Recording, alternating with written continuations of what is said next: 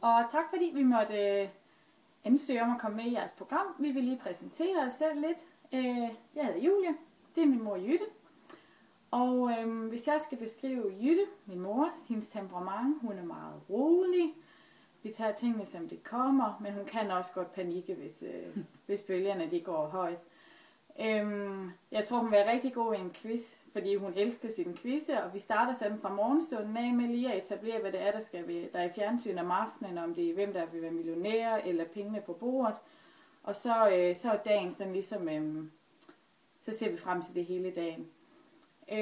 Min mor, hun er rigtig glad, og hun er et godt menneske. Det viser sig for eksempel, at hun kæmper for de svage. For eksempel kassedamer. Der er ikke noget værre, end hvis nogen de taler grimt til kassedamer, og så skal hun altså nok sige til, selvom hun ikke er så stor. Men ja, jeg elsker min mor rigtig højt, og jeg synes, det kunne være rigtig sjovt, hvis vi går sammen i det her. Så kan du præsentere mig. Ja, det er jo så Julie, og hun det er nok nogle af tingene, der vil gå igen, og det er jo egentlig lidt underligt. Men Julie er også meget rolig, hun er utrolig tolerant, og så er hun modig. Og hendes quizevner, der tror jeg, hun vil være god, eller det er jeg helt sikker på, fordi hun har en enorm viden omkring mange ting, som jeg i hvert fald ikke ved noget om, og det er især film og musik og sådan. Julie har gået i gymnasiet, jeg startede ikke i den stråtægt, og jeg er heller ikke gået ud af den, jeg er der nået lidt længere, men jeg tror, hun ved flere ting, end jeg gør. Hun har nogle utrolig gode egenskaber, hun går målrettet efter de ting, hun vil, uanset hvor de skal udføres hen, og det kan være, at man skal helt til Australien for at gøre det. Det kan være, at man skal helt til New Zealand for at gøre det. Så gør man bare det. Afrika har vi også besøgt, fordi der var også nogle ting, der skulle gøres nede. Og så, ja, det gør hun bare. Og hun gør det med godt humør. Hvis jeg skulle sige nogle lidt dårlige egenskaber, dem var Julie så flink at ikke nævne omkring mig. Men så er det, at vi er nok for eftergivende, og vi er for gode. Ja, men det er jo egentlig meget godt. Ja.